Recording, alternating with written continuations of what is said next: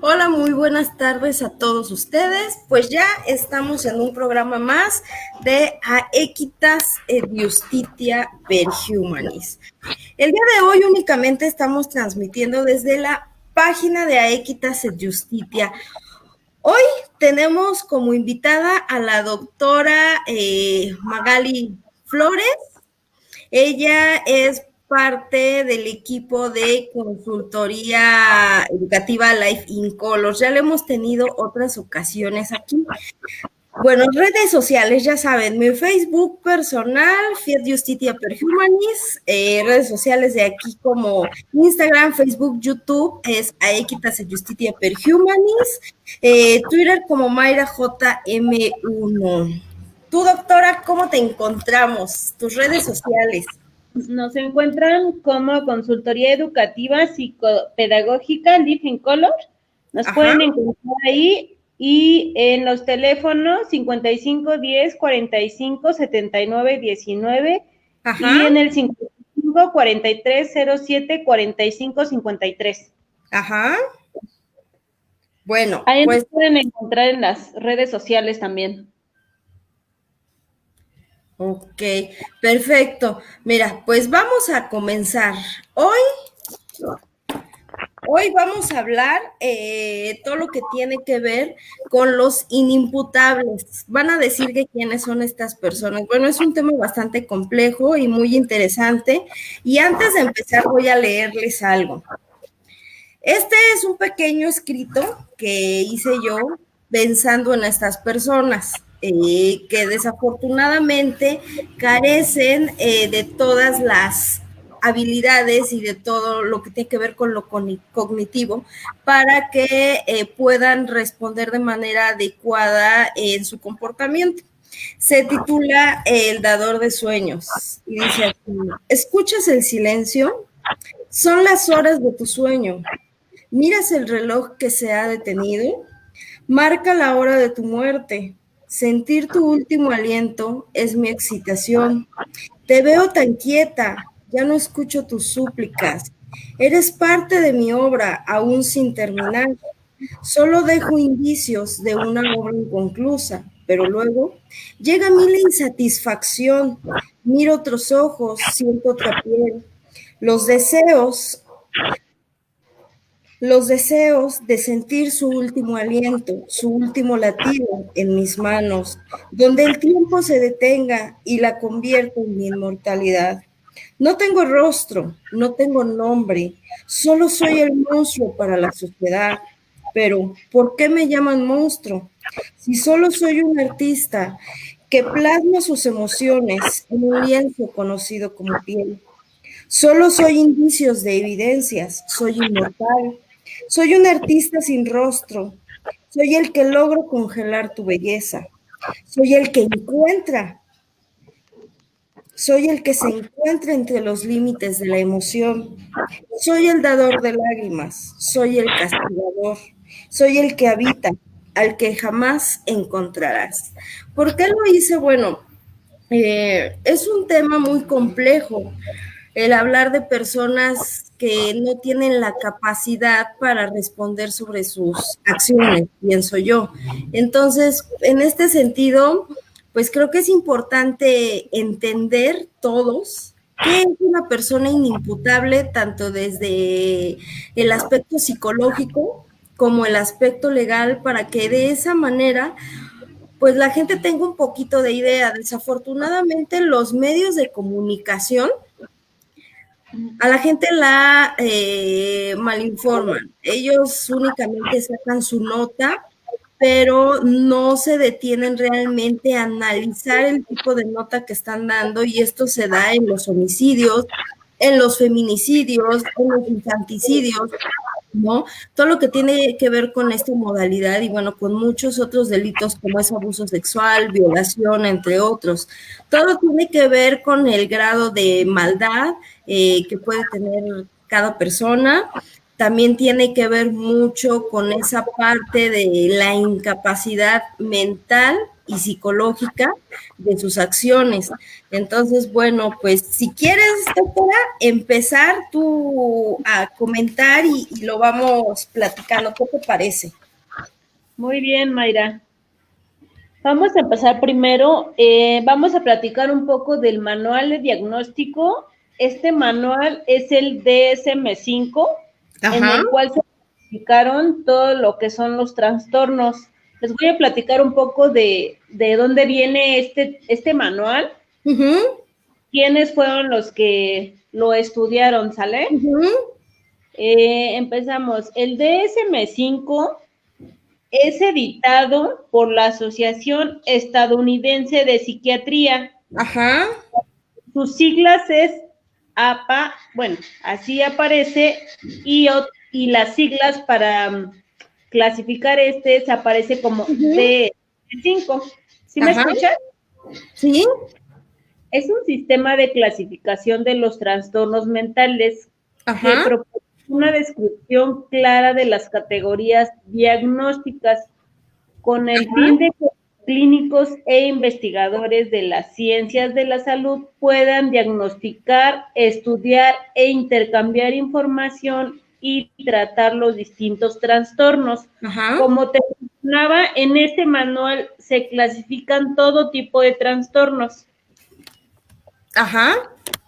¿Sale? Sí. En ese manual encontramos también esos trastornos que pueda tener un delincuente. Así es, mira, te voy a mencionar algunos trastornos que se pueden encontrar en este manual, ¿sale? Trastornos específicos como pueden ser trastornos mentales debido a enfermedades médicas. Trastornos relacionados con sustancias, la esquizofrenia y otros trastornos psicóticos. Trastornos del estado de ánimo, trastornos de la ansiedad, trastornos somatomorfos, trastornos psíquicos, trastornos sexuales y de identidad, trastornos de la conducta alimentaria, trastornos del sueño, el trastorno del control de impulsos no clasificados en otros apartados, trastornos adaptativos y trastornos de personalidad. Aquí entra lo que tú mencionabas, Mayra. Las personas que tienen doble personalidad, ese es un trastorno. Y también los que tienen múltiple personalidad, porque, bueno, recordemos que algunos únicamente desarrollan una personalidad más a la que puedes tener, ¿no? Con la que naces.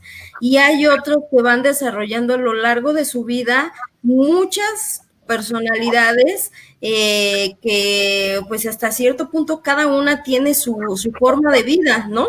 Y son personalidades con gustos totalmente diferentes. Quiero entender. Así es, Mayra.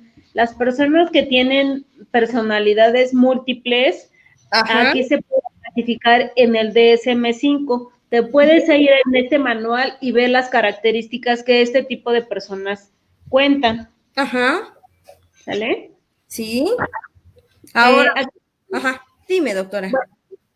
Aquí también vamos a mencionar un poco que este libro se publicó el 18 de mayo del 2013. Hasta esa fecha, Mayra, tenemos ya pues este manual para poder consultar algunos trastornos si tenemos, si no tenemos conocimiento, en este manual podemos observar todos los trastornos y sus cualidades. ¿Sale? Porque aquí se clasifican la mayoría. Sí. ¿Qué me ibas a preguntar, perdón? Sí, en este sentido ahora, tú como psicóloga, tú como especialista, en términos psicológicos, ¿tú cómo defines a una persona inimputable y qué es un trastorno disociativo o un trastorno psicosocial. Te pregunto esto porque en la ley, que es principalmente en el Código Nacional de Procedimientos Penales, en el Código Penal de cualquier estado y de la Ciudad de México, como en la ley de ejecución de sentencias, nos estipulan estos términos. Legalmente se ve de una manera, pero psicológicamente sí es importante que lo sepamos, porque sí hay que diferenciar un poquito de esa parte. Entonces, no sé si tú nos puedas explicar esas definiciones para que nosotros podamos entender esa parte. Ok, mira, los trastornos de personalidad, esos son grupos de afecciones mentales. Ajá. Entonces, las personas tienen un patrón prolongado de comportamientos. Aquí vienen mucho las emociones, Mayra, que es lo que platicábamos en alguna ocasión. Las emociones pueden ser muy variables, pueden ser agresivas o de autoagresión. Por eso decimos que las personas con doble personalidad pueden ser agredidas o pueden ser muy agresivas. Hay diferentes grados de, ahora sí, de agresión o de llegar a lastimar a alguien. Claro, sí, todo se puede calificar el grado que la persona, se puede decir que la persona puede ser muy agresiva cuando sus emociones están muy descontroladas. Ahí entraríamos para, ahora sí que observarlo, para ver qué grado se puede encontrar y ver qué tan agresivo puede ser. Ajá. Ahora, entonces, quiero entender, depende de ese episodio de agresión en el que pueda estar atravesando la persona, es cómo se puede comportar hacia sí mismo y hacia los demás. Así es. Ante algunas personas él puede parecer una persona pacífica, pero en realidad su otra personalidad puede ser una persona muy agresiva. Ajá. Depende cómo se encuentre de ánimo. ¿Sale? Ahora, una vez que pasa estos episodios, estas personas pueden recordar ese episodio de agresión o no. Es difícil, Mayra, porque en ocasiones también sufren un poco de demencia, ¿sale? Entonces ahí pueden olvidar algunas cosas. Están en un momento de amnesia que se les pueden olvidar completamente todo, y cuando ellos reaccionan no se pueden acordar de las cosas. Entonces es importante ver cómo en qué nivel se encuentra. Okay. Aquí es importante también mencionar algunas pruebas. Antes de diagnosticar a alguna persona, tienes que realizar ciertas pruebas para analizar ciertas características. En estas pruebas puedes ver la personalidad con la que te estás enfrentando, ¿sale? Ok. Entonces sí es importante mencionar que antes de diagnosticar a una persona, pues tienes que practicarle algunas pruebas. Ok. Eso sí yo lo entiendo. Ahora, para ustedes, ¿qué es la inimputabilidad de manera psicológica? Ajá. ¿Qué es ese trastorno psicosocial? Porque ya entendimos que hay trastorno de múltiples personalidades, pero ya como tal, ¿el trastorno es alguna afección únicamente psicológica en cuanto a emociones o también puede ser mental? Pueden estar las dos combinadas, Mayra. No siempre va a ser únicamente emocional, también puede ser algo mental, pero como te mencionaba hace un momento, es importante realizar pruebas para diagnosticar si solo es emocional o también tiene algún trastorno mental.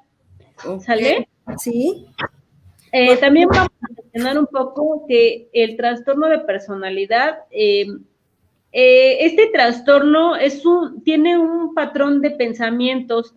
A veces los pensamientos también pueden ser negativos. Siempre pueden ser positivos.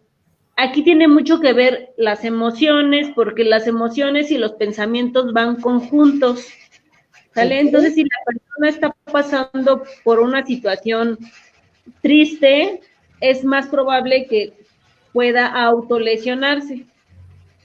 Ahora, estos trastornos pueden ser únicamente transitorios, es decir, episodios que puedan ocurrir por algún estrés o una situación traumática o postraumática, o son definitivos, es decir, aunque sean lapsos por periodos, pero que ya su vida va a ser así.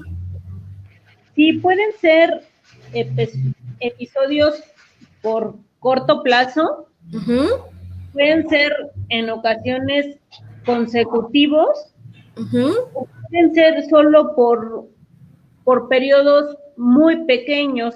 Todo depende de la situación en la que él esté viviendo y el estrés en el que se encuentre este tipo de personas. El estrés también, si no saben manejarlo, pueden ocasionar como muchos problemas en el entorno, uh-huh. ¿sale? Entonces, sí esto sí, es, nuevamente es mencionar, si la persona se encuentra en una situación, en un entorno, en un ambiente negativo, Ajá. todo va a ser lo contrario. En lugar de que piense positivo, aquí sus pensamientos van a ser negativos y al Uh-huh. ser negativos va a requerir autoagresión porque él o ella va a sentir que está bien, ¿sale? Uh-huh. Ahora, mira, yo encontré las Ajá, siguientes definiciones y tú me vas diciendo si vamos bien o vamos mal. ok.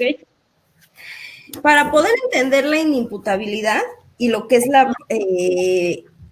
esta parte, hay que entender las raíces y hay que entender los factores tanto legales como psicológicos. Inimputabilidad se atribuye a que el individuo carece de esa comprensión sobre el accionar de su comportamiento, por lo que no es consciente del daño causado.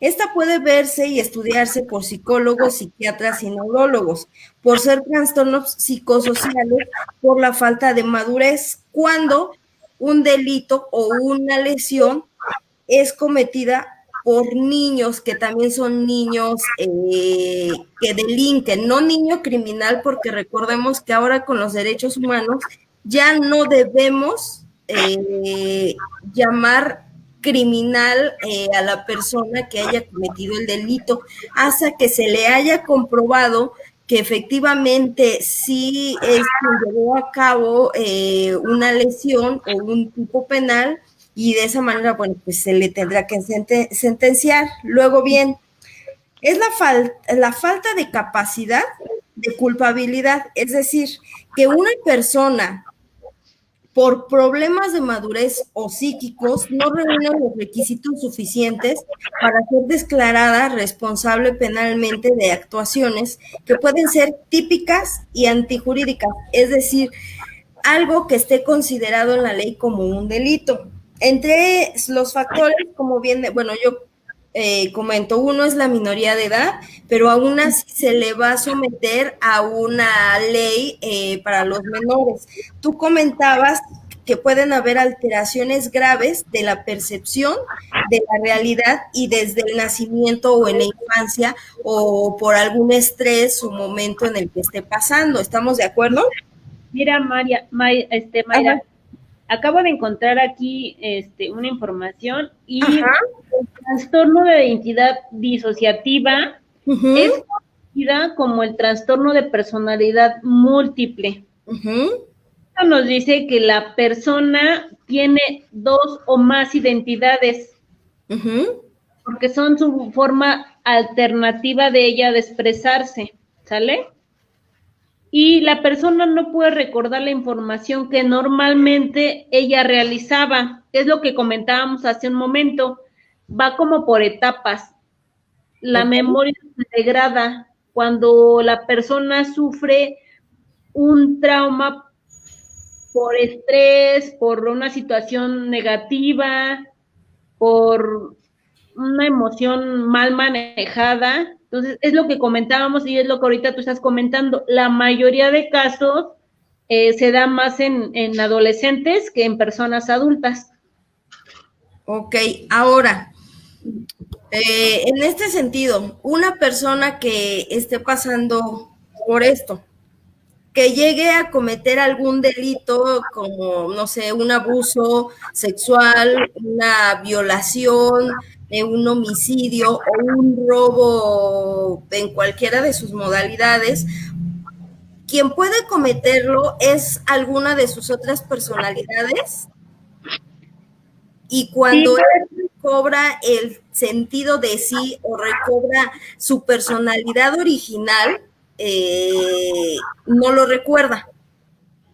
sí, por el estrés, el trauma que le ocasionó este tipo de violación ante su persona, Uh-huh. sí es probable que ella entre en una crisis y pueda olvidar ese suceso. Y eso también lo llevaría a que él pudiera cometer otro delito. La persona que pues ha sufrido una violación, un abuso, y que su manera de escapar con una de sus personalidades también pueda cometer algún otro acto para sacar o desahogar esa parte de estrés. Sí puede ser, pero ese tipo de situaciones, por ejemplo, como es la violación, Uh-huh. es un poquito más raro que una persona pueda traer un trastorno. Eso puede ser ya más diferente, Mayra. No siempre se da como por una violación. Tiene que haber un trauma más, eh, pues, interior, más fuerte. ¿Sí me Uh-huh. explico? Entonces, regularmente cuando sufren violación, sí es un trauma, pero no es como tal como para que él pueda adquirir una personalidad diferente. Ok, te comento esto porque sabemos que a lo largo de la historia, en todas las partes del mundo y principalmente aquí en México, porque tenemos que verlo aquí en la ley mexicana, se ha dado mucho de asesinos en serie o lo que se conoce como asesinos seriales. Muchos de ellos se han hecho perfiles y se analiza toda esa parte de su modus vivendi, de su modo de vida, y muchas de estas personas que son asesinos en serie, la mayoría de estas personas ha pasado por hechos traumáticos. Algunos de ellos fueron abusados sexualmente por familiares desde pequeños. Otros de ellos fueron violados, lo que es ya una violación, es decir, una penetración en alguna parte de su cuerpo, en algún orificio, sin su consentimiento, lo cual hizo que, bueno, si ya ellos traían una afección tanto neurológica como psicológica, que esto se incrementara. Entonces hemos visto que estas personas al tener estas personalidades, muchas veces, pues, cometen otro tipo de delitos parecidos o diferentes y que a la larga, cuando son vinculados a un proceso, resulta que, bueno, pues ellos no se acuerdan de haber cometido algún acto, un acto ilícito, perdón. Por eso te pregunto, porque aquí vemos lo que son psicópatas y sociópatas, ¿no? Que tú bien comentabas en algún programa pasado que determinar una psicopatía es más complejo que determinar una sociopatía. Uh-huh. Entonces, yo te pregunto eso porque, bueno, en algún programa anterior con un amigo hablamos sobre asesinos seriales y de allí sale el tema de los inimputables porque, bueno, pues son personas que aunque cometen un acto ilícito, se les debe de llevar un proceso, pero tiene otras características. Entonces, de manera psicológica, sí es bueno que tú nos vayas explicando toda esta parte y cómo poder darnos cuenta como personas comunes cuando un familiar de nosotros está pasando por una situación así en el que está desarrollando diferentes personalidades. Sí, es importante que ante ese tipo de situaciones asistas con un profesional de la salud. En Ujú. este caso puede ser un psicólogo, un psiquiatra y un neurólogo que es el que se encarga como de ver ese tipo de cosas mentales. Ujú. Pero como mencionabas, los asesinos seriales siempre tienen un modo. Ah, puede ser que hayan sufrido una violación, agresión, es mucha información que pues tienes que recopilar para poder determinar qué es lo que llevó a él para que él siguiera la misma línea que le pasó a él. ¿Sí me Ok, explico? sí. Ya pues él busca también como perfiles a mujeres Ujú. débiles, a mujeres con un perfil eh, físico Ajá. similar a la persona que abusó de él, o aromas, aquí son muy susceptibles, los sentidos están como muy alerta y ellos son como algunos síntomas que ellos buscan para abusar de una persona, Ujú. ¿sale? Entonces, esas son ciertas características, pero no siempre eh, es igual, Mayra. Hay que dejar como muy en claro que no todos los psicópatas Ujú. tienen un perfil. Ujú. Podemos mencionar, no sé, algunos, y hay algunos que sí se van como por el físico de las mujeres, en este caso, o cierta estatura, ciertas características muy similares a la persona que los agredió. Ok. Digo, ¿Vale? eso es interesante saberlo porque muchos psicólogos tienen diferentes maneras de ver, ¿no? Esta parte de los psicópatas, de los sociópatas, de las personas con algún tipo de discapacidad, porque finalmente sí es una discapacidad que a veces puede ser hasta cierto punto funcional y otras que de plano los hacen tener un grado de peligrosidad demasiado alto que no pueden tener una vida funcional Sí ante puede la ser una sociedad. persona normal, Mayra, o sea, puede actuar de la manera más normal, que son muy sutiles para enredar a sus presas. Hay psicópatas o personas que pueden pasar por la vida sin que te des cuenta. Ahí es cuando entran las personalidades múltiples, porque aparentemente o físicamente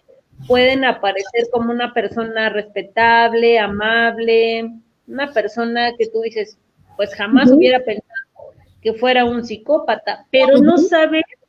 Ahí viene algo de la infancia, de la primera infancia, es ver la infancia, estudiar cómo fue su desarrollo de la niñez, porque ciertas características las llevamos a la adultez. Ujú. Entonces, es importante que cuando suceda este tipo de cosas, analizar la primera infancia. Ok. Digo, sí es bueno saberlo porque incluso, ajá, dime doctora.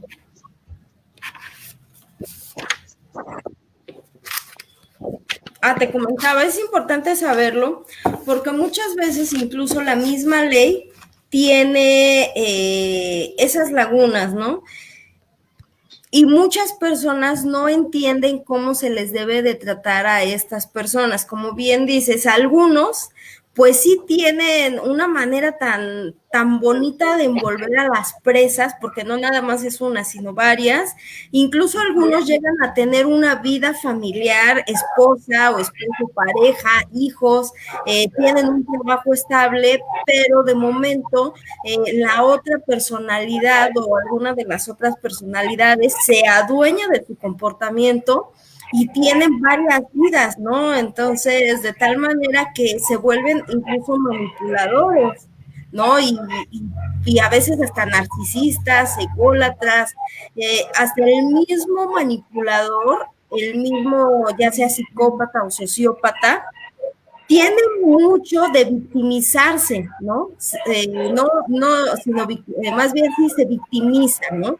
Como si realmente él fuera la víctima de otros, ajá, haciendo creer que los que están a su alrededor son los que están mal, pero realmente el que tiene un déficit, pues sí, sería un déficit de su comportamiento o un déficit cognitivo, como tú en algún momento mencionaste, son ellos, ¿no? Que no, algunos sí no tienen la percepción de su realidad, pero otros sí la entienden, pero aún así sienten una excitación, sienten un placer el tener esos comportamientos. Así es, Mayra. Como platicábamos hace un momento, Ajá. aquí mencionamos nuevamente a nuestro buen Freud, que era el analista. Uh-huh. Yo siempre menciono a Freud porque él se encargaba como de analizar los trastornos de personalidad de las personas, de los niños, de todo, que él se encargaba como de esa parte. Y aquí este trastorno se clasifica más como trastorno mental, ¿sale? En este tiene, nuevamente, ahí viene la niñez, la adolescencia, la adultez, y tenemos que ver como todo ese tipo de partes, desglosar como todas las etapas de cada ser humano. Entonces, a esto ya te lleva un diagnóstico de decir, esta persona tiene ciertas características, puede tener un trastorno de personalidad, puede ser, como mencionábamos, un psicópata, un violador. Ahorita se ha dado mucho lo del canibalismo, pero eso ya viene de años atrás, Mayra, no nada más es de apenas, ya, o sea, eso ya estaba desde siempre, solo que Freud hace mucho hincapié en la niñez, ¿vale? ¿Qué diferencia hay en un psicópata y en un sociópata? Primero, ¿cuál sería la definición de psicópata y cuál es la definición de sociópata? Porque yo entiendo que el sociópata es contra la misma sociedad, ¿no? Él no elige, el sociópata no elige ciertos rasgos de personas, sino él siente que la misma sociedad lo está atacando a él, se siente perseguido por la sociedad. Y el psicópata más bien tiene un patrón donde bien decías, elige a sus víctimas por algo, ¿no? Ya sea por rasgos de personalidad, rasgos físicos, o porque necesita a personas que se vean más vulnerables a comparación de él, que sean incluso sumisas o dependiendo del resentimiento que él pudiera tener, ¿no? Así es, Mayra. En ocasiones los psicópatas buscan ciertas características para buscar a su víctima. Puede ser la debilidad que puedes mostrar, la inseguridad al caminar, todo eso tiene que ver y los psicópatas, las personas que sufren este trastorno son más susceptibles. Aquí es lo que te mencionaba, aquí los 5 sentidos de estas personas son más, están más alerta, ¿sale? Mira, te voy a leer una pequeña definición de lo que es el psicópata, ¿sale? Para que nos quede un poquito más claro. El psicópata es un enfermo que sufre un trastorno de personalidad caracterizado por un comportamiento eminente antisocial, siendo frecuente la realización de actos en donde se infringen las leyes, ya sean hurtos, estafas o similares, pidiendo llegar hasta el secuestro o la agresión contra sus semejantes o contra ellos, que es la autoagresión. Estas personas no miden el peligro, Mayra, son más deliberales. O sea, les cuesta trabajo como medir el peligro de las cosas. Si secuestran, no miden el peligro de lo que puede ocasionar. ¿Sale? No sienten, no sienten empatía y también son personas apáticas, por lo que entiendo. Apáticas se puede estipular en la definición que son aquellas personas que no muestran un interés por algo o por alguien, mientras que la empatía es ponerse en el lugar del otro en cuanto a su sufrimiento, su alegría, o a compaginar y convivir de una manera sana. Así es, Mayra. Ellos desafortunadamente no sienten el sentimiento de culpa. Les cuesta trabajo sentir esa parte. Ellos son son unas personas muy indecisas.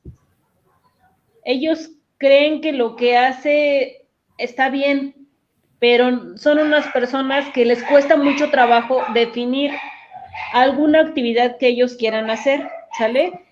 Esto quiere decir que cuando realizan alguna actividad o alguna cosa, lo hacen sin sentimientos.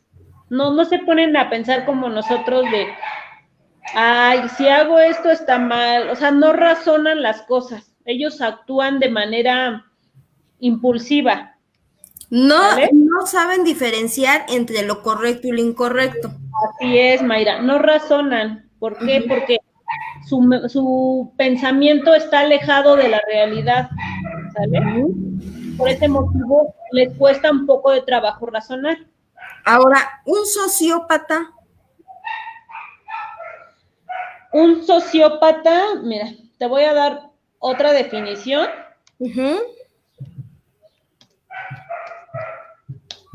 Es que esto sí tenemos que ser como muy, que es ¿un qué, Mayra? Sociópata. No podemos decir las cosas nada más así, tenemos que tener un sustento. Por eso es importante explicarlo como tal para que les quede un poquito más claros cuál es la diferencia. Ok. Un segundito, estoy checando Digo, yo te pregunto porque, bueno, legalmente hay unas definiciones, pero de manera legal, obviamente, todo tiene que ser acorde a la estrategia que el abogado o el defensor de estas personas como imputados deba tener para que sean declarados como inimputables o en su caso se demuestre que sí son imputables, ¿no? Pero ustedes como especialistas pues deben de tomar ciertos puntos en consideración para poder darles un tratamiento adecuado para que su vida sea funcional y no sean un peligro ni para ellos ni para la sociedad, ¿no? Exactamente. Mira, te voy a leer una pequeña definición de lo que es un sociópata, ¿sale? Es una persona que padece sociopatía, una patología de tipo psicológico que provoca un comportamiento que es caracterizado por la impulsibilidad, que es lo que decíamos, son impulsivos, no miden el peligro, ¿sale? Hostilidad y el desarrollo de conductas antisociales. La mayoría de estas personas son personas que tampoco tienen como mucho contacto con la demás gente, son muy reservados. Ok, a ver, quiero entender, el sociópata es una conducta psicológica y emocional nada más. Así es. Y el psicópata puede ya tener, entonces la psicopatía ya puede ser una enfermedad mental como tal. Ya se puede, la psicopatía se desarrolla desde el nacimiento. Puede ser que venga desde la niñez. Mira, la sociopatía es catalogada como un trastorno de la personalidad, hoy en día conocida como desorden de la personalidad. ¿Sale? ¿Cómo cambian las palabras? Desorden, personalidad. Una es personalidad que tiene más de varias personalidades múltiples, y aquí solo sufren un desorden, Mayra. Esa es la gran diferencia, ¿sale? Es decir, que entonces podemos manejar que en materia legal, entre los inimputables, el psicópata es un inimputable permanente y el sociópata pudiera ser un inimputable no permanente, sino una persona que hasta cierto punto sí se le puede ahora sí hacer punible un delito como tal. Ajá, Así es. Mira, aquí en este artículo que encontré, Mayra, nos ajá, dice que este tipo de síntomas se pueden detectar a partir de los 18 años, ¿sale? Aunque sus primeros síntomas van a desarrollarse desde la adolescencia. Aquí ya cambia. Unos son en la niñez o algún trauma postraumático, y aquí nos dice que es desde la adolescencia. Los hombres son más propensos a padecer este tipo de sociopatías que las mujeres, ¿sale? Aquí nos dice que es una enfermedad crónica, de modo que carece de cura. No obstante, la psicoterapia y los medicamentos pueden ayudar a controlarlo. Aquí los psiquiatras son los que se encargan de este tipo de personas. Un psicólogo pues no puede medicar, como mencionábamos en algún momento, ¿sale? A lo mejor solo lo puede diagnosticar con ciertas características, pero el psiquiatra es el que medica y el que lo puede, pues, mantener un poquito controlado, ¿sale? en cuestión de medicamentos. Así es, Ustedes Mayra. como especialistas, cuando les llega algún paciente, ya sea un niño o una persona ya adulta, que adulta quiere decir a partir de los 18 años hacia adelante, una persona con una minoría de edades antes de los 18 y que puede ser desde los 3 4 años, cuando ya el niño empieza a desarrollar habilidades del habla, entre otras, ¿no? Sí, porque Entonces, cuando el niño se va desarrollando en las edades que tú mencionas, van definiendo lo que les gusta y lo que no les gusta, con quién se quieren juntar y con quién no, ¿sale? Mira, aquí te voy a mencionar algunas características de los sociópatas para que vean como la diferencia de uno a otro, ¿sale? Aquí estas personas no son empáticas con las demás, siempre mantienen un perfil como bajo, por lo mismo que no les gusta como empatizar con los demás. Pueden ser egocéntricos y tienen mucho desapego a las normas sociales, que es lo que decíamos, no les importa, ellos actúan por impulso, les cuesta mucho trabajo como seguir normas, ¿sale? No demuestran los sentimientos porque les cuesta mucho trabajo. Emocionalmente también pueden ser muy agresivos, son impulsivos, ¿sale? También pueden ser agresivos en situaciones de violencia. Cuando están en una situación que les puede causar miedo o de que saben que pueden agredirlos, ellos pueden ser muy violentos, mientras pueden estar muy pasivos. ¿Sale? o sea, aquí, a ver, te interrumpo tantito, aquí el sociópata sí llega a sentir miedo. Sí, sí puede sentirme, esa es la gran diferencia, porque él sí puede sentir miedo, Y el puede sentir psicópata no. culpa, no, y puede sentir hasta vergüenza. Ok. Esa es la gran Es diferencia. importante porque muchas veces no sabemos diferenciar. Hay personas que cometen ciertos actos ilícitos, pero algunos sienten arrepentimiento y después de haberlos cometido, se flagelan hacia ellos mismos, es decir, se castigan por el comportamiento. Pero aquellas personas que cometen un acto ilícito y que no sienten un arrepentimiento ni culpa, entonces eso es un rasgo importante que diferencia al psicópata del sociópata. Así es. Mira, la otra, el perfil que maneja los psicópatas, el perfil psicológico de los psicópatas es falta de empatía. Hay algunos que son similares, Mayra, pero para que no nos confundamos, ¿sale? Son egocéntricos y narcisistas, ¿sale? Son encantadores superficiales, tienen pobreza emocional.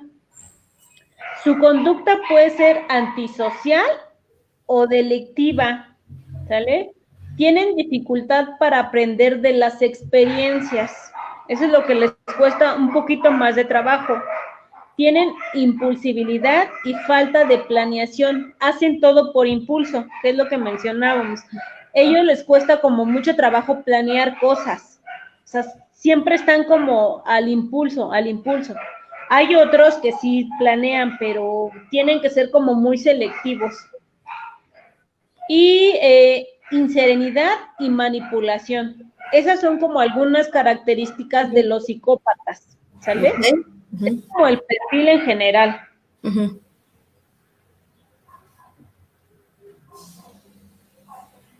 Ahora, de los sociópatas, si nos puedes repetir otra vez el perfil, por favor. Ok. Dame un segundito, ¿sí? Sí. Digo, fíjate que en la ley penal ha habido reformas, porque anteriormente en el proceso tradicional o en el proceso anterior, a este tipo de personas se les llamaba desde un inicio criminales, desde un inicio, bueno, pues obviamente han sido tratados mal y con los derechos humanos ha cambiado mucho el proceso.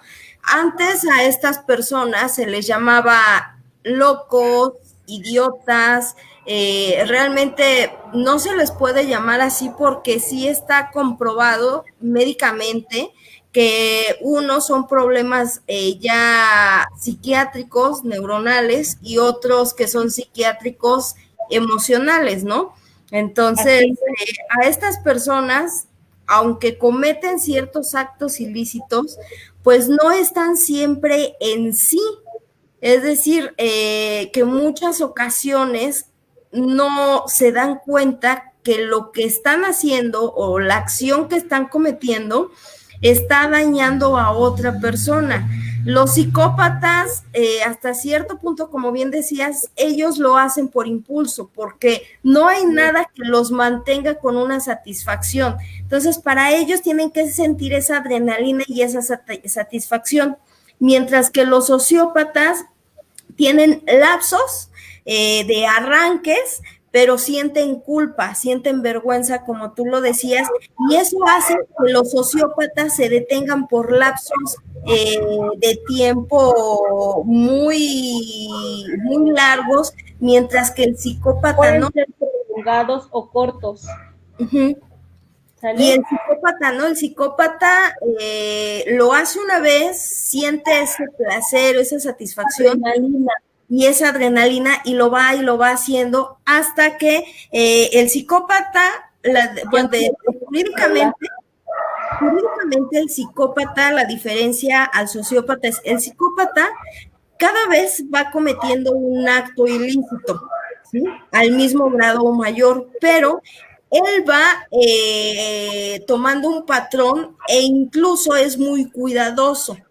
Mientras que el sociópata no lleva una planificación, no la desarrolla como el psicópata, y el sociópata es más descuidado al llevar a cabo ciertos actos ilícitos, ¿no? Así es, Mayra. Mira, te voy a decir nuevamente las características del sociópata, ¿sale? Para que nos quede como más claro. Puede ser que son empáticos hacia las demás personas, son egocéntricos, tienen desapego a las normas sociales, así como la tendencia a simular sentimientos, a demostrarlos. Es inestable emocionalmente, aquí las emociones pueden variar, no tienen como mucha estabilidad, son muy impulsivos, lo cual les puede ocasionar agresiones o situaciones de violencia. Al mismo tiempo pueden ser encantadores, poco confiables y carecen de sentimientos que son la culpa, vergüenza o arrepentimiento. A comparación de los sociópatas, aquí es como bien importante decir, el sociópata y el psicópata no son lo mismo. Sí, no obstante, son individuos que padecen de la misma enfermedad y comparten algunas características. Pero no son iguales. Las similitudes, no, permíteme tantito, es que sí.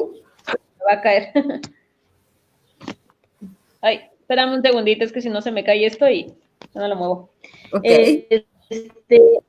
A comparación de estos, sí tienen características similares, pero son trastornos diferentes, ¿sale? Los sociópatas y los psicópatas son afectados por el mismo trastorno. Ambos se caracterizan por la falta de noción de normas sociales. Volvemos a lo mismo, tienen las mismas características, pero no son clasificados como iguales. Los trastornos van diferenciados. La ausencia de apatía ante los demás, la carencia de sentimientos, la culpabilidad por las acciones y tendencia de ser violentado a causa de algún daño hacia los demás. Por otro lado, los dos parecen ser personas normales, que es lo que mencionábamos hace un momento, que pueden pasar como personas desapercibidas. La mayoría de la gente, pues, es difícil que te des cuenta que son personas con algún trastorno. Incluso algunos son muy inteligentes, son encantadores, son personas que les gusta mucho como la diversión, leer, tienen como la facilidad de manipular a las personas. Son cultos. Así es. Su inteligencia puede ser muy notoria, que cualquier persona pues podría caer como encantado con este tipo de personas porque son muy tienen la facilidad de manipular las cosas. A diferencia de los sociópatas, estas personas pueden ser más impulsivas y no logran hacer como ese clic con algunas personas. ¿Por qué? Porque ellos son más violentos, ellos actúan como más por el impulso. Esa es la gran diferencia entre uno y otro. Ok, digo, sí es bueno saberlo porque pues ya la sociedad pienso que se han ido desarrollando estos trastornos en demasía. Ya hay un descontrol, bueno, que tiene que ver con muchos factores, ¿no? Ahora, el sociópata, por lo que yo entiendo y lo que he visto, tiende a aislarse de las personas, es decir, casi no tiene amigos, no le gusta estar en lugares con muchas personas conviviendo, ¿no? Sí, bueno. Así es, les cuesta mucho trabajo convivir. ¿Por qué? Porque no tienen como esa apertura para poder entablar una conversación. Regularmente se aíslan mucho. Mira, aquí los psicópatas es una condición que se nace, o sea, ellos ya traen como desde el nacimiento ese trastorno y los psicópatas se pueden hacer en el transcurso de su vida. Los psicópatas ya nacen con él y los sociópatas se pueden ir haciendo, ¿o es al revés? No, mira, los psicópatas lo traen desde el nacimiento. Ok. Es una condición que ya traen desde su nacimiento. Ahí vienen los genes y otras características, pero ya viene desde el nacimiento. Y los sociópatas se hacen en el transcurso de la vida, que puede ser por un trauma o algo que les ocasionó como el estrés. ¿Sale? Ok, te pregunto esto, porque mira, yo estuve viendo algunos documentales, vi uno en Netflix que está bastante interesante, es muy bueno, y en algunos temas en algún tema que yo di con anterioridad sobre el fanatismo, hay por ahí unos estudios que se realizaron en soldados, primeramente en el estudio que encontré en internet por un neurólogo, ahorita les doy el dato. Lo realizó primero en soldados, posteriormente han ido modificando ese estudio y ha sido realizado en diferentes personas, desde bebés, niños entrados a la adolescencia, adolescentes o el adulto joven que es de los 18 a los 25 y posteriormente En estos estudios son neurológicos y psiquiátricos.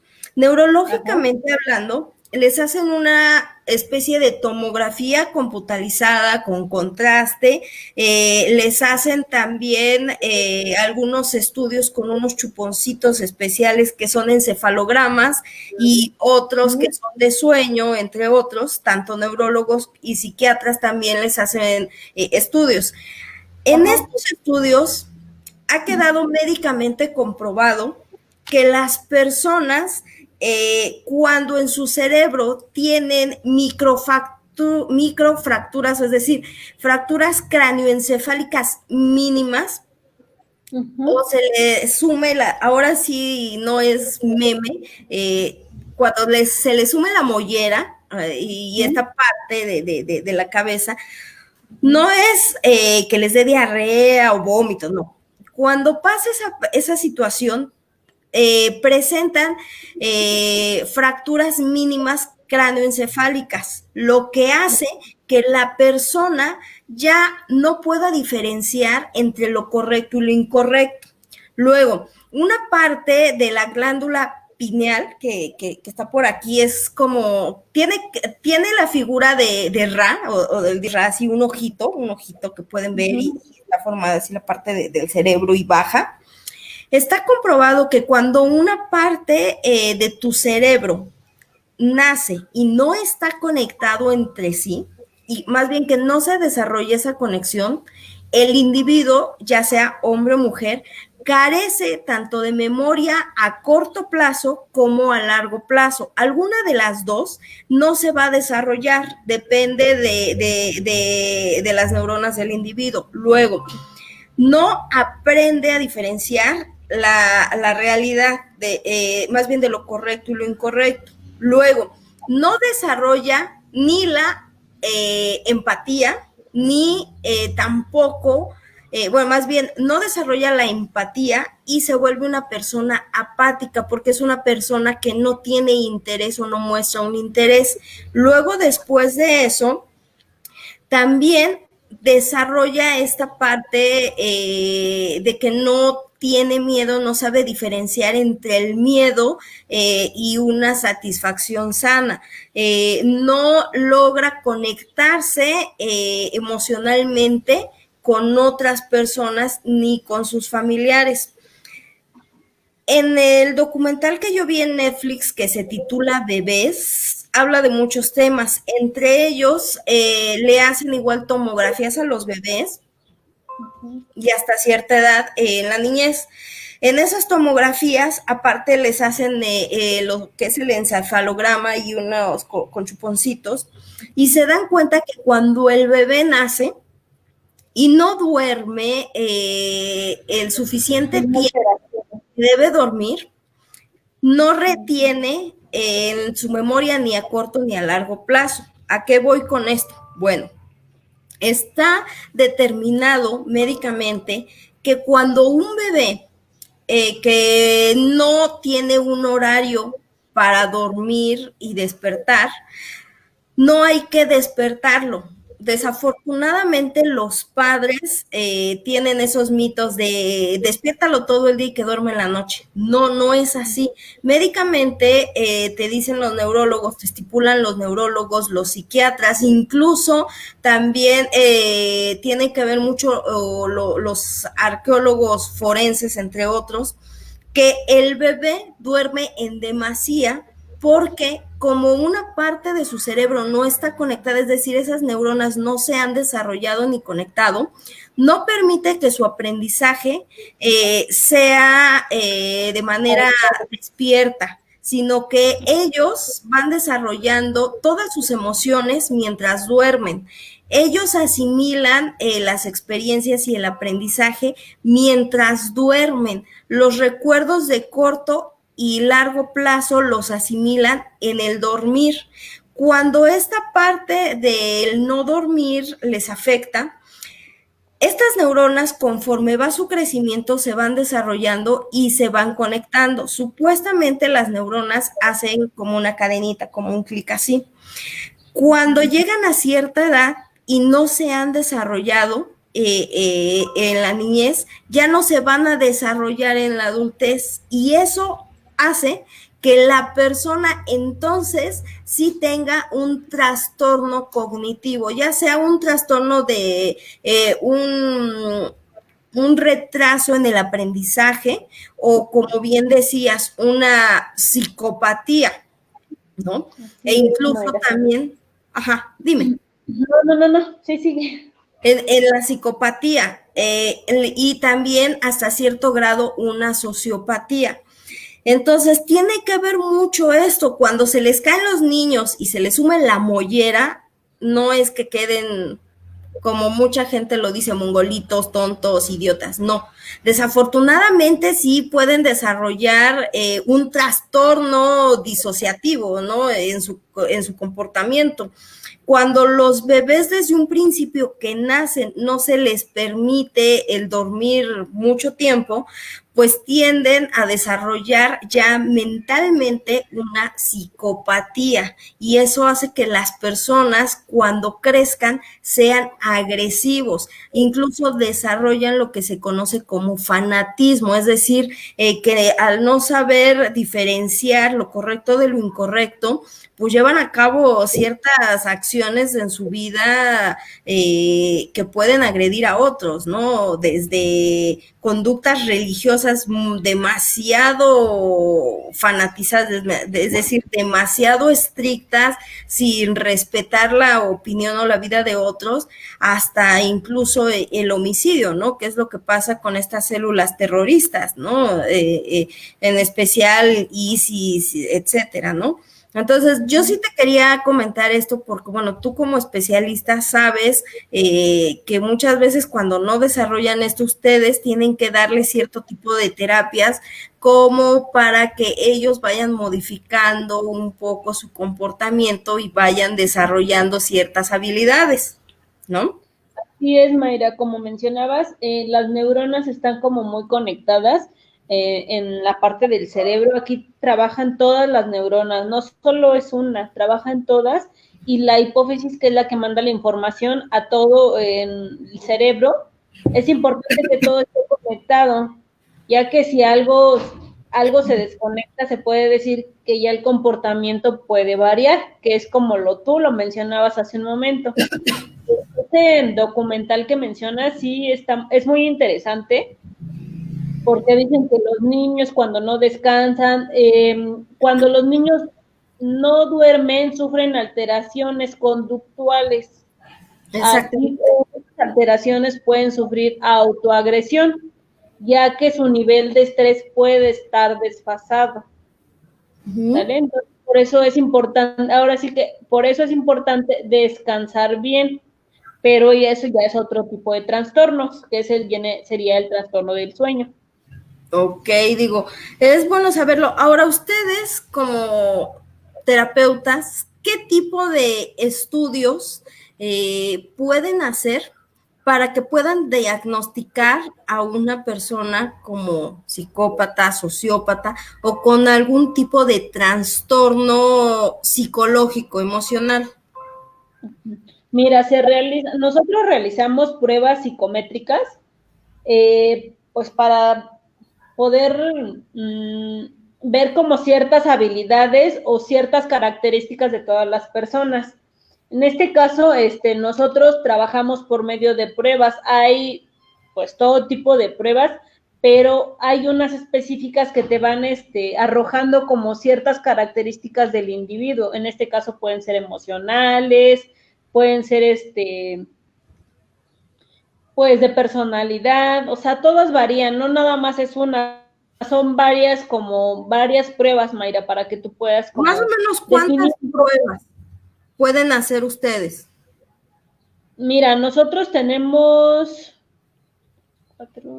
son más o menos 5 en la que puedes ir como viendo ciertas características. No vas a ver totalmente como todas, pero puedes ir viendo como ciertas características.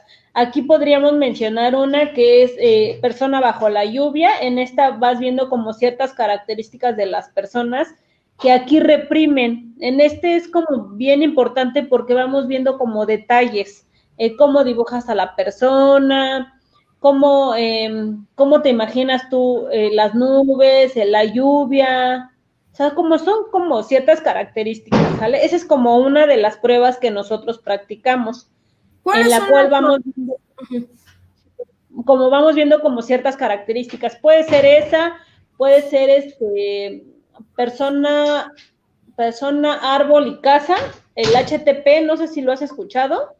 Sí lo he escuchado, pero nunca, nunca he tenido la necesidad de que a mí me hagan ese, ¿no? Si he hecho el test bajo la lluvia, creo que pienso yo que ese test psicológico de la persona bajo la lluvia lo hacen en empresas, en trabajos, no nada más, o sea, lo utilizan cuando hacen algunas empresariales, pero ahí vemos como el perfil de las personas. Ok. Y aquí puede ser HTP, persona bajo la lluvia, puede ser el test de colores que en algún momento te lo practicamos. Y es muy bueno. Es muy bueno, exacto. Pero hay varios test, ahorita son los que pues puedo recordar. Pero ¿tú cuál recomiendas como profesional y especialista en este tema? Tú, en la experiencia que tienes, para ti, ¿qué pruebas son las que tú recomendarías? Mira, pues las más efectivas. A mí me gusta mucho Persona bajo la lluvia. Esa te va usando como más, pues la personalidad de la persona. Ahora sí que la personalidad de tu persona, del individuo. Esa, el HTP también es muy bueno porque aquí no nada más es tu persona, sino cómo miras tu entorno. En general, tu casa, cómo la diseñas. A mí esas son las que más me gustan, pero sí te digo, hay otras pruebas que pueden, otros colegas pueden practicar. A mí me gustan esas y a mí me han salido muy efectivas. En este caso, tú eres psicología clínica. Psicóloga clínica, así es. Porque hay otro tipo de psicólogos que no son clínicos, entonces... No, pueden ser educativos, organizacionales, creo que nada más. Bueno, por el momento son las que me acuerdo, pero sí, psicóloga cognitivo-conductual, o sea, es como la rama que tú quieras agarrar, pero en general todos son, bueno, son psicólogos generales y ya depende tú la especialidad que tú te quieras enfocar. Ok, ahora, cuando a ti te llega, un paciente que ya sea niño o adulto y que tú veas por ahí algo que pues no está bien o que incluso los mismos familiares te digan es que su comportamiento es errático, tú das un tratamiento para estas personas pues a corto o a largo plazo. Es decir, entiendo que estas personas que son inimputables legalmente, pero que psicológicamente no son personas tan funcionales porque pueden ser psicópatas, sociópatas, tener por ahí, hay personas que anteriormente y psicólogos anteriormente te decían que eras bipolar. Ahora ese trastorno ya no es de bipolaridad, sino es trastorno, creo que al límite de la personalidad o algo así. Ajá. O te digo, personalidad limítrofe. Ajá, personalidad limítrofe, algo así, si no mal recuerdo. Y que bueno, este tipo de personas, lo que yo entiendo es que sí se les debe de dar un tratamiento por lo menos de 2 a 5 años ininterrumpidamente para que se les vayan desarrollando esas habilidades, se les encargan tareas específicas y obviamente incluso yo he sabido de personas y de especialistas que les piden que sus labores pues nada más lo hagan en cierto tipo de lugares para que no tengan un estrés mayor ni se les vayan a desarrollar estos episodios tan seguido. Así es. Sí, mira, como mencionábamos hace un momento, los psicólogos solo analizan ciertas características. Aquí se le hace como la sugerencia de que visite a un neurólogo, o a un psiquiatra. Y en este caso, si son niños, a un paido, para ver que ellos analicen como ciertas características. Nosotros no tenemos como los accesorios para poder pues estudiarlo más a fondo, que eso ya sería como más neurocerebral. Ahora, es decir, ustedes hacen un diagnóstico clínico con esas pruebas. Así es. Ustedes entregan esas pruebas a ya sea al paciente o al familiar y en ese momento es cuando ustedes hacen la recomendación para acudir a un especialista ya alópata como tal, que esté especializado en psiquiatría, en neurología y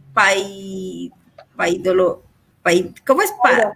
Paidología, ¿no? Algo así. Ajá, mira, aquí es importante, que la persona que viene a consulta ya traiga un diagnóstico. ¿Por qué es importante? Porque así nosotros ya sabemos que esta persona tiene un trastorno de personalidad o lo que tú quieras llamarle. Pero nosotros ya tenemos un diagnóstico. De acuerdo al diagnóstico es más fácil que tú des un tratamiento cognitivo, ¿sale? Porque ya ahí vas poniendo como ciertas características que tienes que poner en una balanza y así es más fácil que la persona pueda también ejecutarlas en casa, porque regularmente das estrategias, ¿sale? No medicas, no nada, solo das estrategias y manejo de las conductas para poder llevar una vida más tranquila. ¿Sale? Okay. Y aún así pueden tener episodios de la personalidad o esquizoides. Ajá. Sí, sí, sí.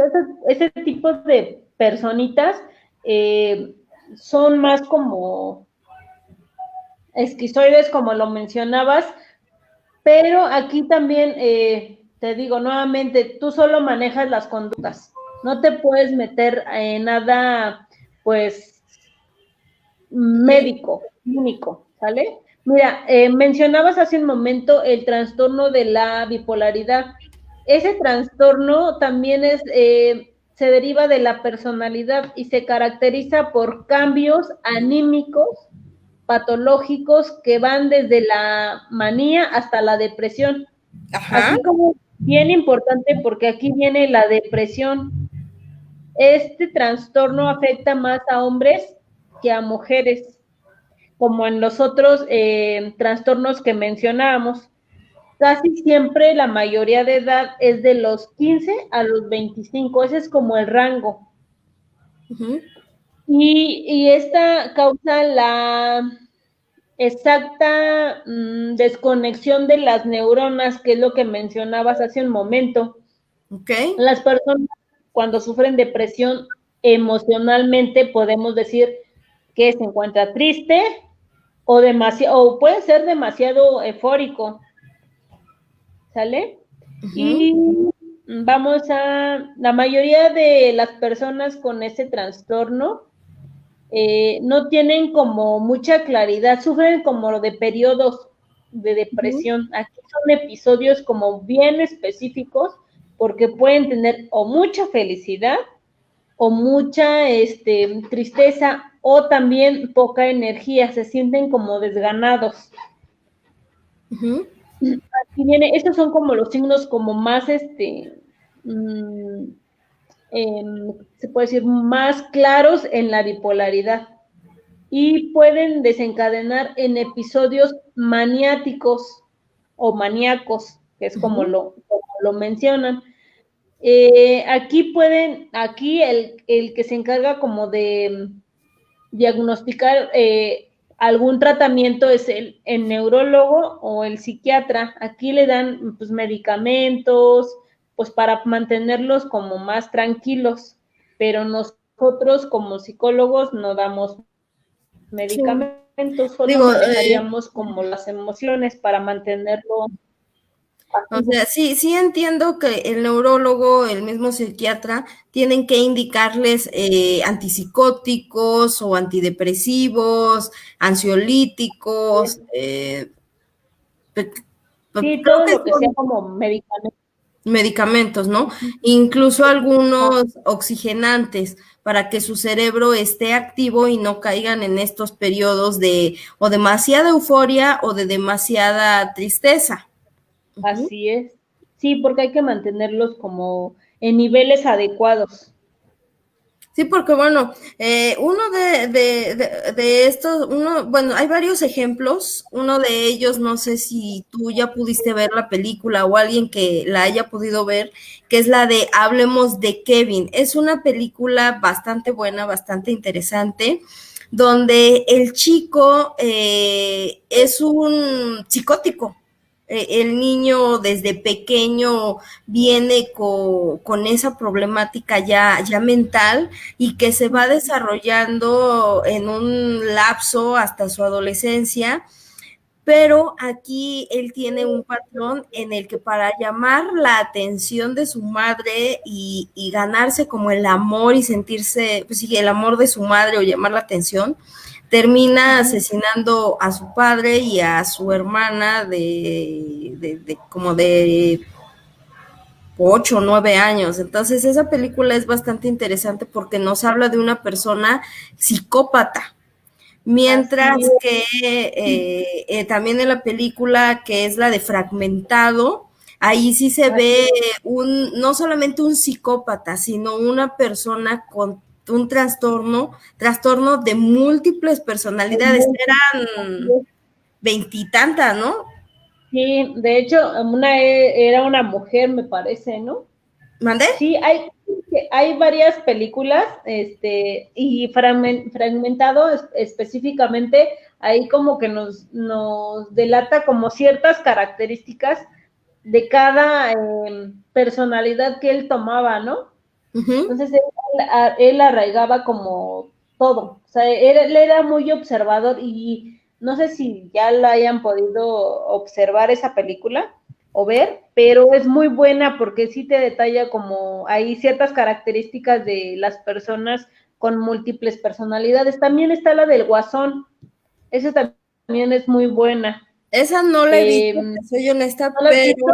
no, pero sí entiendo Necesitas que ¿tú crees que está clasificada como las películas de enfermedades mentales, eh? Esas se las puedo recomendar.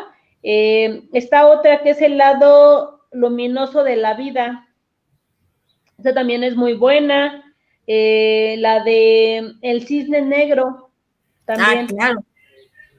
está clasificada. Entonces ahí para que también por si se quieren informar un poquito más, Digo, como yo la... no soy, yo no soy especialista, pero pienso a lo que tú me digas que el cisne negro tiene que ver, pero con la sociopatía, no la psicopatía, sino la sociopatía.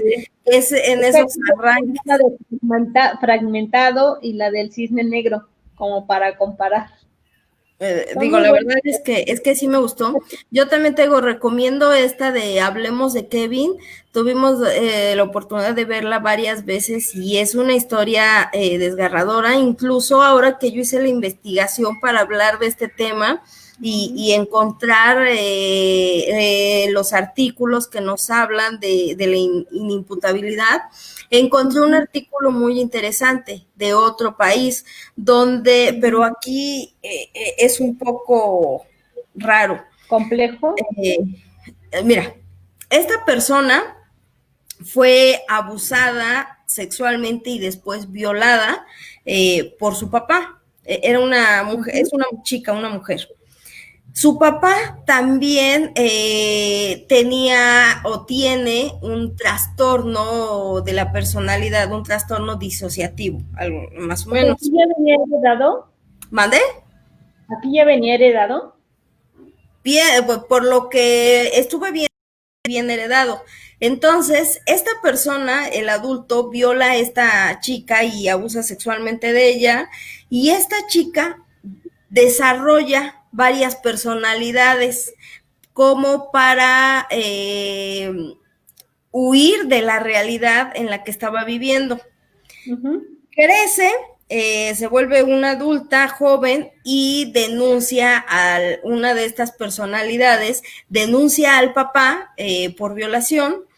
En ese lapso detienen al papá, obviamente lo determinan como una persona inimputable por tener un trastorno disociativo, y a esta chica también la determinan como una persona con trastornos disociativos. Luego, lo que pasa aquí es que a esta chica se le respetan los derechos y le permiten que una de sus 30 y tantas personalidades, no recuerdo si eran 32 o 36, 6 de estas personalidades pudieran declarar y rendir su testimonio, ahora sí como testigos, y 2 de esas personalidades como denunciantes. Es una situación, pues sí, compleja, pero que al final de cuentas, como dices, es algo heredado, y sí se da esta parte tanto en personas que cometen un delito hacia otros o cometen una lesión a otros, como aquellas personas que son víctimas que también pueden desarrollarlo, ya sea por genes o por un estrés postraumático, ¿no? Digo, creo que es un caso bastante interesante. Aquí en el país no se ha sabido de una figura así, pero sí hemos visto cuántos feminicidios, cuántos homicidios, cuántas violaciones, lo que le llamaban el caníbal de Catepec, entre otros. Mucha gente ha reaccionado de una manera, pues entiendo el coraje y la tristeza. Pienso que si yo pasara por eso, voy y lo lincho y lo quemo y quemo a su familia, ¿no? Ya hablando como una persona común. Pero jurídicamente hablando, estas personas pues tienen un trastorno y no es tan sencillo llevar incluso un proceso penal en contra de estas personas. No es que se les deje libres, porque no se les deja libres, pero se les lleva un proceso diverso al que ordinariamente se les lleva. Tu esposo pues también es abogado, no sé si a él ya le ha tocado un caso como de esta índole, de tener que representar por ahí a alguna persona que tengan que declarar como con algún trastorno mental o psicológico. Sí, no me ha comentado, pero sí he escuchado también como que cuando tienen como algún trastorno, que el psicólogo lo determina como con un trastorno mental, sí llevan otro tipo de proceso. Eso sí sabía yo, como tenía el conocimiento. Pero volvemos aquí a mencionar que eso pues la personalidad viene de años atrás. Ajá. Y mencionábamos que viene desde Freud, porque este tipo de trastornos siempre han existido, o sea, no son de la actualidad, esos ya vienen desde el siglos pasados, y Freud era el que se encargaba como de estudiar a este tipo de trastornos, era como el psicoanalítico en ese tiempo, como más dedicado a estudiar los trastornos, y él estudiaba mucho lo que era el ello, el yo y el super yo, y ahí venía como lo que eran los tipos de trastornos. Mira, te voy a mencionar, el ello puede decir que es la parte de la personalidad que busca la satisfacción inmediata. Aquí en algún programa tuyo también mencionábamos lo que era el ello, el yo y el super yo. Y aquí ¿sí? Nos habla de cosas reprimidas.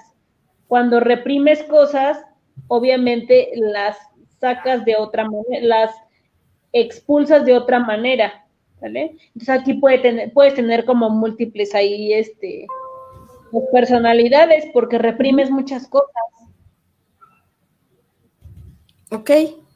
Digo, sí es ¿Vale? bastante bueno, la verdad es que hay pocos psicólogos que te explican esta parte y es bueno que la gente sepa cómo actuar. Y te digo, también es importante, ahorita te voy a explicar más o menos los artículos para que tú nos Ajá. expliques algunos términos de manera, pues ya como especialista en psicología. Mira, entre las leyes aquí en México que contemplan una inimputabilidad, o es decir, que no pueden hacer a estas personas que cumplan una sentencia en un centro de readaptación normal por el trastorno.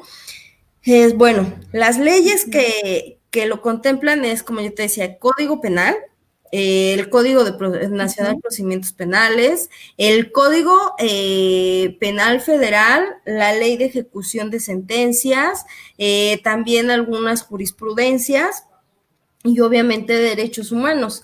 La ley de ejecución de sentencias nos habla que entre sus artículos, que una vez que la persona que es declarada inimputable se le emite una sentencia en la que obviamente no puede compurgar una pena en un centro de readaptación social, es decir, en un penal, o se le manda a un pabellón especial dentro del penal o a una clínica, ya sea mental o una institución que sea psicológica.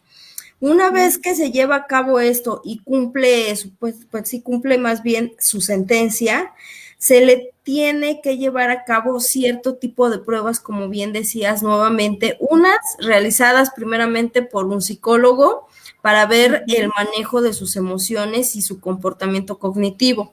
Dos, los estudios pertinentes por el neurólogo y el psiquiatra. Entre esas tres figuras, tanto el psicólogo, el neurólogo y el psiquiatra van a determinar si estas personas deben de seguir dentro por el grado de peligrosidad, ajá, o si se les puede dar una libertad con algún tratamiento, ¿no? ¿Puede Es ser ahí de libertad condicional, Mayra?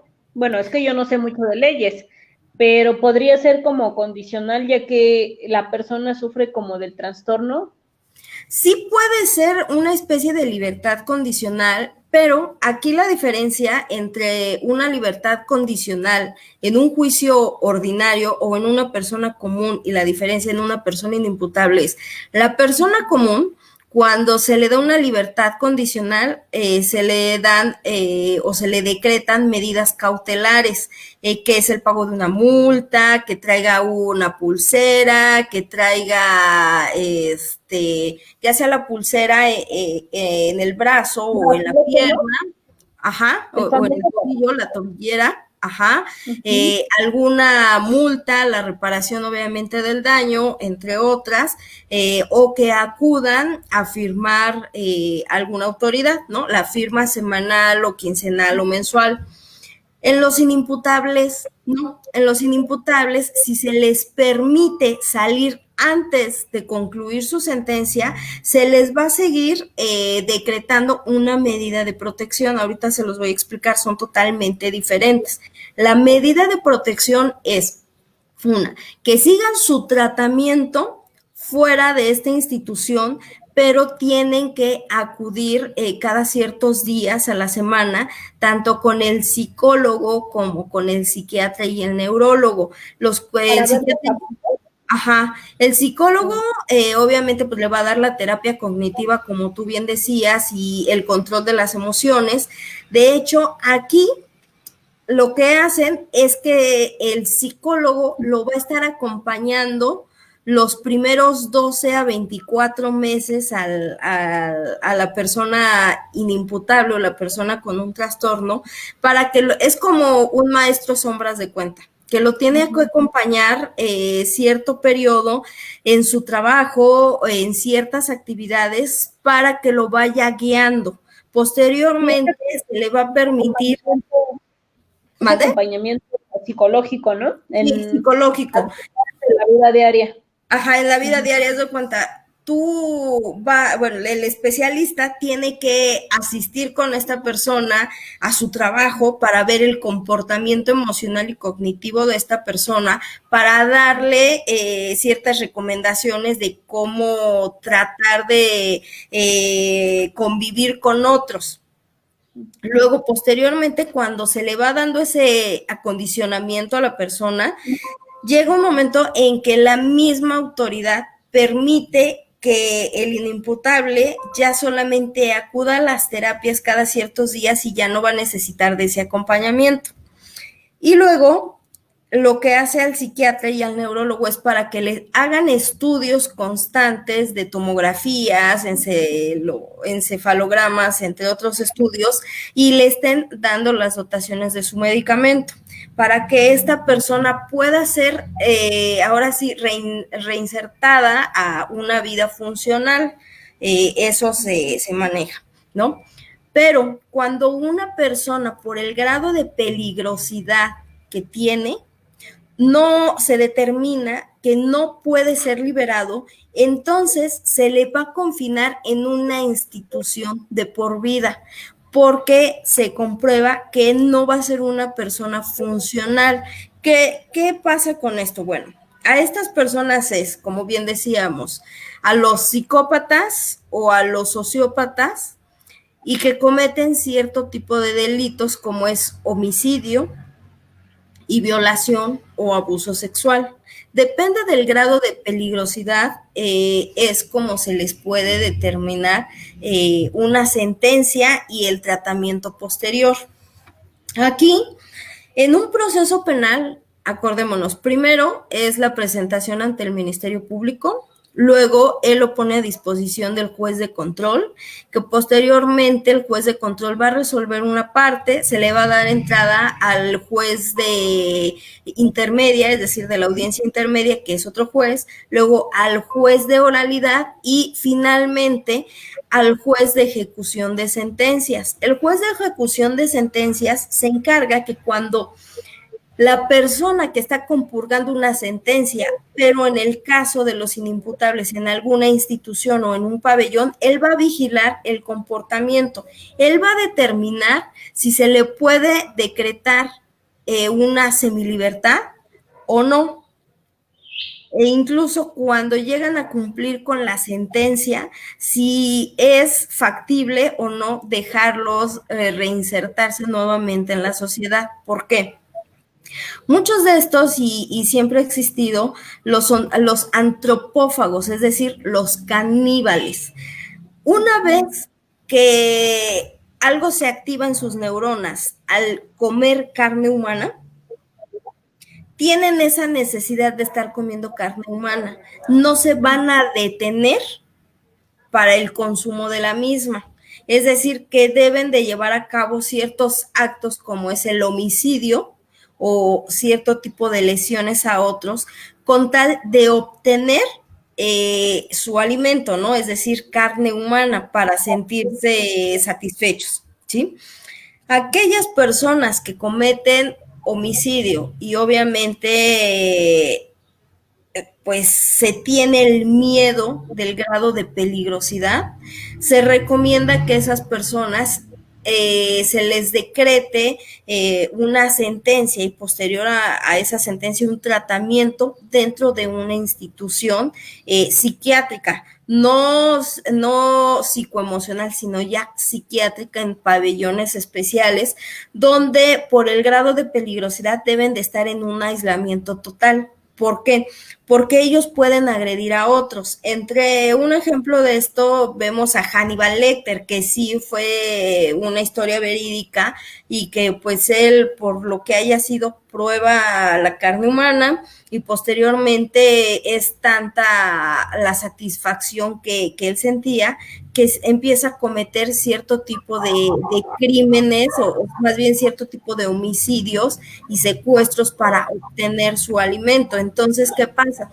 Esas personas, aunque son confinadas y llevan un tratamiento, esas personas es muy difícil que puedan volver a ser reinsertados en la sociedad, porque es tanto eso que se activa en sus neuronas como la adrenalina y otras, de la necesidad de la dependencia de comer carne o de cometer los delitos.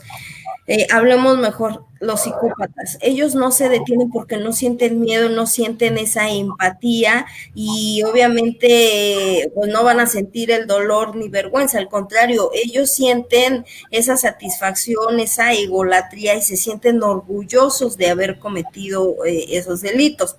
Mientras que el sociópata, sí, al sentir vergüenza, puede tal vez hasta cierto punto ser reinserto nuevamente ante la sociedad, pero con un tratamiento de por vida. Es decir, los inimputables van a tener un tratamiento de por vida. Aunque ya hayan cumplido su sentencia y vuelvan a conservar y se les den nuevamente sus derechos individuales y jurídicos, van a seguir en un tratamiento constante, van a necesitar de una terapia psicológica de acompañamiento de por vida. ¿Por qué? Porque tienen esos episodios esquizoides, como comentábamos, o esos episodios de arranque. ¿Sí? Un ejemplo, cuando vimos la película de Fragmentado, recordemos que este chico, entre todas sus personalidades, tenía una psicóloga o terapeuta de acompañamiento. Entonces, en la vida real es lo mismo, ellos van a tener otra. Depende del delito que hayan cometido y de cómo se les dé el tratamiento, si se les permite ser reinsertos nuevamente y salir con una especie de libertad condicional.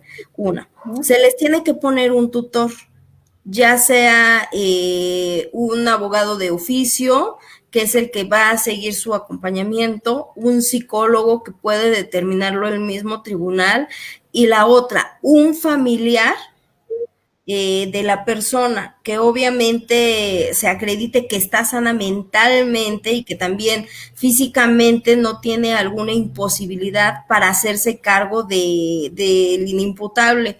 ¿Por qué? Porque tienen que declararlo incluso en algún momento como interdicto, es decir, una persona que no puede hacerse cargo de sí mismo, ¿no? En algún momento lo manejamos, que incluso en materia familiar pasa esto. Entonces, así es como se maneja. Ahora, ¿qué pasa? A los inimputables, cuando cometen un tipo penal o un delito, para que la gente entienda, y son presentados ante un ministerio público, no es tan sencillo determinarlos o declararlos como inimputables, porque ante el ministerio público únicamente es la autoridad que se encarga de armar una carpeta, ¿sí? Ellos, ¿qué hacen primeramente?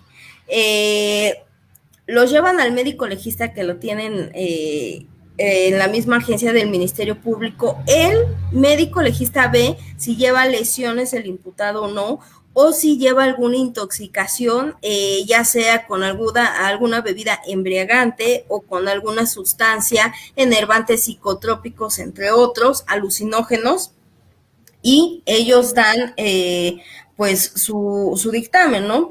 Ellos mencionan en su dictamen el estado en que venía, ¿sí? Pero ellos no se van a percatar si la persona se encontraba en sus cabales o no al cometer el delito. Entonces, ¿qué pasa? Depende de la habilidad del defensor del imputado cuando es presentado ante un juez de control. Ante el juez de control, lo que se hace es que el defensor solicita sean practicados cierto tipo de peritajes, tanto el peritaje médico como el peritaje psicológico. En el peritaje médico entra cualquier tipo de medicina que sea alópata, entonces se pide un peritaje en psiquiatría, un peritaje en neurología y un peritaje en psicología, para que acompañados de esto, bueno, se pueda declarar a una persona como inimputable y la pena a la que sea sujeto sea menor. Porque recordemos que en el juicio de oralidad, pues las personas obviamente depende de esas agravantes, dolo, entre otras, pues las penas van aumentando, la sanción va aumentando más la del delito en sí.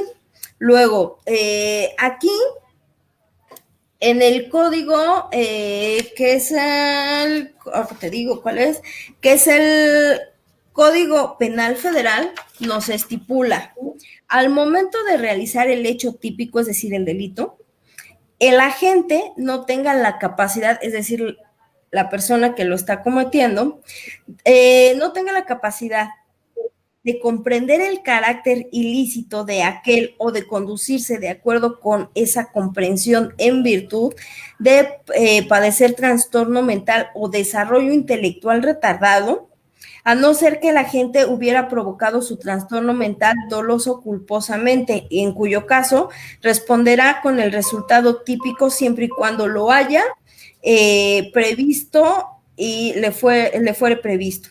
Ahora, ¿qué quiere decir? Una persona inimputable es aquella legalmente que al momento de llevar a cabo un delito no se encuentra en sus cabales o no tiene la comprensión de lo que está haciendo, o una vez que ya lo cometió, no tiene la comprensión de lo que hizo, ¿sí? Entonces, su tratamiento, en el caso de los inimputables, el juzgador dispondrá de medidas de tratamiento aplicables en el internamiento en libertad previo al procedimiento correspondiente. Es decir, les explico, cuando una persona es detenida y se reúne los elementos para imputarle un delito, decir, ¿sabes qué? Yo sé que tú lo cometiste o hay pruebas de que tú cometiste ese delito, se tiene que presentar a un juez de control.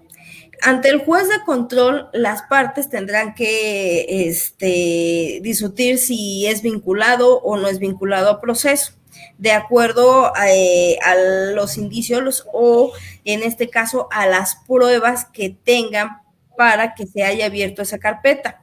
Luego, pues ya las partes tendrán que manifestarle al juez y cada una, pues, hacer su estrategia. Cuando una vez se solicitan estos estudios, se mandan a realizar, se suspende la audiencia y posteriormente llega otra audiencia que es misma de continuación del juez de control y en el que se va a determinar si la persona efectivamente padece un trastorno o no padece un trastorno de personalidad o qué tipo de trastorno. Después de eso, se tiene que llegar a las medidas cautelares o medidas de protección que son diferentes. En un procedimiento ordinario para cualquier persona que no padezca un trastorno de este tipo, se le decreta una medida cautelar, como bien decías, puede ser una pulsera en la muñeca, en la tobillera, confiscación de sus bienes, una garantía, presentación ante una autoridad a firmar, servicio comunitario, entre otros. Incluso privación de la libertad, que es la prisión preventiva, ¿sí? En el caso de los inimputables, no se puede dar una medida cautelar, ¿sí? Porque por el grado de su peligrosidad y de que no se encuentran entendiendo la acción que cometieron o que se piensa que cometieron, entre las medidas de protección que son diferentes es el internamiento en una institución psiquiátrica o psicológica durante el tiempo que dure su proceso. Luego, que sí sean privados de la libertad, obviamente, pero que sean ya sea dirigidos a un pabellón especial o a una de estas instituciones. Otra, que puedan llevar su juicio en semilibertad, pero yendo a tratamientos psicológicos y psiquiátricos y a incluso neurológicos de acompañamiento durante el tiempo que dure su proceso. Esto va a depender mucho del tipo de delito que hayan cometido. Obviamente, si cometen homicidio, no pueden llevarlo a cabo en una semilibertad. a ellos sí se les tiene que declarar o decretar una medida de protección privándolos de la libertad, pero mandándolos a un pabellón especial en el penal o en dado caso en una institución psiquiátrica, pues donde puedan llevar su proceso y los van a estar presentando en las audiencias, ¿sí? Okay. Esa es la gran diferencia de una medida de protección y de una medida cautelar. La medida cautelar es únicamente para que la persona no se sustraiga de la ley, es decir, que huya del país y se esconda, no. Aquí la medida de protección es por el grado de violencia y de peligrosidad de la persona o del imputado, ¿sí? ¿Por qué? Porque si tú lo dejas en libertad y que lleve así su proceso, en ese sentido, tú no sabes si a la larga va a cometer otro acto, ¿sí? Con mayor violencia. Por ese sentido, las medidas de protección son muy importantes cuando son inimputables, es decir, que tienen un trastorno, ¿sí? Luego, de eso, pues obviamente se lleva el proceso, se tienen que desahogar las pruebas y una vez que el juez de oralidad lo encuentra culpable, es decir, sí hay pruebas suficientes de que él cometió el delito, pero se acredita de manera psicológica y médica que no se encontraba con la capacidad de una persona funcional para que él haya cometido ese acto, entonces la sentencia que venga de ese delito, que pudieran ser de 50 a 70 años, más o menos, si fuera un homicidio, pongámoslo así, o dependiendo del delito, es el tiempo en que se le va a decretar el internamiento en una institución para que lleve su tratamiento. O sea, no es que no sean culpables, no es que no vayan a cumplir o compurgar una sentencia por un delito que cometieron. Sí, lo van a hacer, pero no lo van a hacer en las medidas en que un sentenciado lo hace normalmente en un penal. Aquí se les debe de dar otro tratamiento. ¿Por qué? Porque no son personas que cuando cometieron el delito o se supone que cuando lo cometieron no entendían, ¿sí? Muchas veces esta es una línea muy delgada. ¿Por qué? Hay personas que sí tienen la capacidad de comprender cuando cometen un delito cualquiera que sea, pero para ellos es más fácil que los declaren como inimputables porque las penas van a ser mínimas y en algún momento van a poder solicitar ser reinsertos nuevamente a la sociedad. Ajá. Y entonces el antecedente penal no va a ser tan agresivo como con una persona común. Estas personas inimputables sí se les lleva un procedimiento ordinario, es decir, el juez de control, la audiencia intermedia, ya la audiencia de juicio, bueno, la parte de juicio, y se les va a decretar una sentencia. En esa, o se les declara culpables o se les declara inocentes. Y bueno, ¿no? Luego, lo que estas personas no pueden optar es lo siguiente. Hay una parte que se llama el juicio abreviado. El juicio abreviado es cuando la persona se declara culpable de haber cometido un delito y la pena que le decretan es mínima porque sí está aceptando que lo cometió y viene una reparación del daño. En las personas inimputables no se puede hacer eso, no se les permite ese juicio abreviado. Una, porque en ese sentido no podría haber una suficiente reparación del daño y porque pudiera ser que estas personas estuvieran fingiendo o estén fingiendo y que al salir con una suspensión condicional del proceso o con una sentencia mínima puedan seguir cometiendo ciertos actos ilícitos, ¿sí? Entonces, en ese sentido, no se les permite el juicio abreviado. Se tiene que llevar el juicio ordinario en donde se les determine si son culpables o no y el tratamiento a seguir. Se les va a tomar en cuenta el tiempo de internamiento que llevaron hasta que se resuelva o recaiga una sentencia, ya sea condenatoria o absolutoria, más el proceso de internamiento que lleven para cumplir su sentencia. Los medios de comunicación muchas veces dicen que van a salir y que no se les va a juzgar. No, simplemente que el proceso para estas personas es un poco diferente. No se puede llevar como las personas comunes, porque primero se les tiene que determinar si son o no son inimputables y ya entonces se le da apertura como tal al juicio y las medidas de protección. Recordemos, unas son medidas cautelares, otras son medidas de protección y hay otro tipo de medidas también. ¿Sí? Pero en este sentido, ellos son medidas de protección por la seguridad de ellos mismos y la seguridad de la sociedad, así como la seguridad de las víctimas, ¿sí? No es que no sean culpables, no es que no compurguen una sentencia, es que no la pueden compurgar como cualquier sentenciado, porque muchos de ellos no tienen la capacidad y otros son personas muy violentas, muy peligrosas, y obviamente no se les puede reinsertar a la sociedad tan fácilmente. Ahora, cuando una vez que ante el juez de ejecución de sentencias se solicita una semilibertad o una libertad porque ya compurgaron, no es nada más te la decreto y ya, no.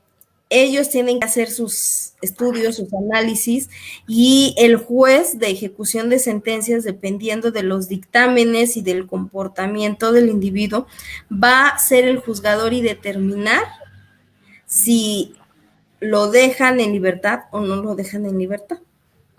Es así como se maneja. Pero pues muchísimas gracias. A ver, ¿tú qué más puedes opinar ya para ir cerrando ahora sí esto? Es muy interesante todo lo que dices porque es importante saber como los derechos que tienen este tipo de personas, ya que como tú mencionabas, se tienen que hacer como adecuaciones, ¿no? Sí. Ya que pues la ley no va a ser igual que a una persona que esté en con sus facultades pues sanas, ¿sale? Pues muchas gracias, Mayra, gracias por la invitación. No, pues muchísimas gracias a ti. Había información que yo no conocía respecto a los derechos de este tipo de personas que sufren como algún trastorno, y cabe mencionar que es muy importante todo lo que mencionaste, ya que pues la mayoría de las personas no tienen conocimiento sobre qué tanto pueden pues llevar sus derechos ante la ley, ¿sale? Muchas gracias. Pues esperemos que nuevamente nos invites a tus programas, que son cada vez más interesantes. A mí me gustaría mucho hacer uno, digo, ya hablé con mi amigo de los asesinos seriales, él también ya tuvo su invitada, pero a mí me gustaría mucho estar no en la piel del asesino, sino en la máscara del asesino, que tú nos digas más o menos cómo armar un perfil psicológico de un asesino, porque recordemos, ya no se les puede llamar criminales, porque hay que conservar sus derechos, pero sí se puede hacer un perfil psicológico del asesino, más o menos cuáles son las características, no los rasgos físicos, sino esas características emocionales, psicológicas y de comportamiento, como para poder identificar en algún momento cómo lleva una vida, su vida, ¿no? Un asesino. Entonces, en esa parte de asesinos seriales, pero viéndolo así, cómo poder armar un adecuado perfil psicológico sin llamarles criminales. Así que pues muchísimas gracias a ti que pudiste asistir ya después de tus cursos y todo. No, pues muchas gracias. Gracias a todos los que nos fueron viendo, a esos likes, a esos corazoncitos, pues ya 1 hora con 53 minutos. De verdad, muchísimas gracias a ti. Ya te lo compartí en tu página. En un ratito lo comparto en la de consultoría Life in Colors para que también lo tengan ustedes. Así que pues muchísimas gracias. Espero te haya gustado. Con mucho gusto yo te vuelvo a invitar.